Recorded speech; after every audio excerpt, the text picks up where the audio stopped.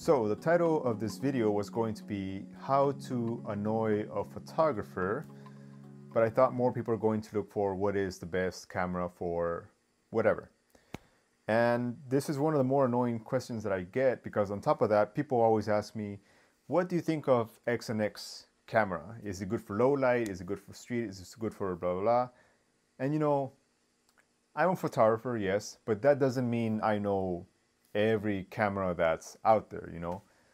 So I don't want y'all to take it the wrong way. I mean, I am flattered that people would ask me for my expertise, but my standing has always been that I'm just a guy that takes halfway decent pictures. So let me start off by saying that there is no best camera. I mean, there's different cameras for different uses, and obviously there's going to be a difference between like the professional and the noob. I'm going to assume most of you guys out there are noobs just trying to get into photography, and if you're a professional watching this video, I don't really know why you're watching this video, okay? Like, if you're a professional, you already know there is no best camera, all right? Like a well-seasoned photographer already knows this, and you don't need me to tell you that. And I don't even know what you're watching this video, but thank you for the likes and the views, and please leave a comment, subscribe. A while back, I made a video about street photography with my DSLR camera, and I was using the Canon 60D. Now, keep in mind, the Canon 60D came out like in 2011, okay? We're in 2008. But, you know, people who look at my Instagram, they don't know it came out in 2011. No one ever points that fact out. And I try to explain that, yeah, you know, it's an old camera, but you can still get good pictures. But everyone, well, people in the comments were like, well, yeah, I mean, it's a DSLR, blah, blah, blah. So, of course, you're going to get good pictures. And then I made a video about shooting with my Fuji X100, which is a mirrorless camera, you know, of course. And then people started writing comments, well, I can't take pictures like that. It's a mirrorless camera. I mean, blah, blah, blah. It has an f2 aperture. Keep in mind, this camera came out like in 2012. You know, it's still really old camera. So, all right, okay, let me take it up a notch. People keep making up all these excuses. So I made a video about shooting with my smartphone. I shot with the iPhone 5. This camera, this phone came out like in 2012, I believe. So, comments, well, it's an iPhone, of course it's going to be a good camera. My phone is not as good as yours, blah, blah, blah. This phone came out in 2012. I mean, what camera is not better than the iPhone from 2012, right? So I thought, okay, this shit's getting, okay, sorry for the vulgarity. This is getting really annoying. I'm going to make a video about shooting with a film camera. So I shot with a Pentax K1000 using the Sigma Zoom Master 35-70. Okay, that gear is from like 1975, all right? And you know what people did? They complained. Whoa, I don't have a lens that fast, blah, blah, blah, blah. Well, okay, this costs less than $100. This setup costs less than $100. It's shot on a film camera. And people are still finding a way to complain that they can't take a good picture. So it just occurred to me that no matter what you do, people will always find something to complain about. They're always going to make some excuse that their camera is just not good enough. All right? Now, that's just the reality of things. Like, I want you to ask yourself, how good is good enough for you? All right? Like, when is a camera going to be good enough that you think it's like the best camera is going to help you? It's never going to be the best camera. Even now, 2019, people are always going to be looking to the next year. Oh, next year's camera is going to be way better than mine. I'm be way better by then.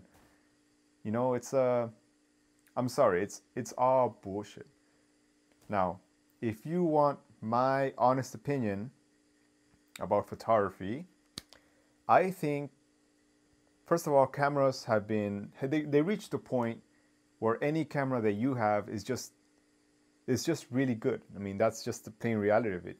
Every year, some new camera comes out, but all the changes are like incremental, you know, like very small changes, not that much better. I mean, you can argue about 8K or 4K or in-body image stabilization and all that shit, but keep in mind, the legendary photographers like Henry Cartier-Bresson, they were shooting like what, the 1930s? Come on, you're gonna tell me your camera is not better than what he was shooting with? Take Ansel Adams, okay? That guy was shooting with a pinhole camera. You're gonna tell me your camera is not better than what he was shooting with, all right? I even have a quote for you guys, and I have it written down. So here's a quote from Henry Cartier-Bresson. Knowing what I know now, any photographer worth his salt could make some beautiful images with pinhole cameras. I mean, come on. So yeah, basically you can have the best everything. You have the best gear, you can have the best lenses, the best model, all that. But if you don't have like the proper skills or the knowledge, like basic composition or just your way around the camera, you're not gonna take good pictures. So yeah, back to my point. When is a camera good enough? Especially for like my style photography, I do a lot of night pictures. Let me tell you, these days, cameras go up to like ISO 450,000. I mean, when are you realistically ever going to need that ISO? The highest ISO I ever go over is like 3200, all right? And that's because I shoot with like really old camera. I use the 5D Mark III, which I think came out in 2012. I'm not really sure. I was using the Fuji X100, which definitely came out in 2012. Yeah, and I'm still using those cameras, you know, like they're really, really old cameras. I never go over ISO 3200. Now, I know there's some pro photographer out there who's going to say, it's better if you get the image than no image at all. Yes, that's true. So that's useful at the time. But let's be honest, most of you guys watching this video just want to take nice Instagram pictures for your blog or to show your friends, all right? And yeah, I do sell prints, but you know what? My highest selling prints are actually shot with my phone, the iPhone 5. Now, ask yourself this. Are other professional photographers going to be buying your images? I mean, do you think people care? Okay, do you really, really think people are out there looking, oh, I'm not going to buy that picture. It's got some lens fringing right there. Oh, shit, I see some noise in the shadows, blah, blah, blah. Nah, like, I know the prints I sell have some of that because they were shot on the phone, but like, no one ever notices that shit. No one ever talks about that on Instagram. And yet, people are always like, oh, I'm not going to buy that camera. It's got a little bit of lens curvature, blah, blah, blah. Oh, I see some fringing on there. Oh, I better not buy that. You know, that's only like the pixel peepers. That's like, I don't want to offend anyone, but like the people who always write that shit are really just like trolls online. They just like reading the specs on the computer. They don't actually go out there and shoot. I mean, yeah. And then there's this whole megapixel race, you know, like every camera wants to have more and more megapixels.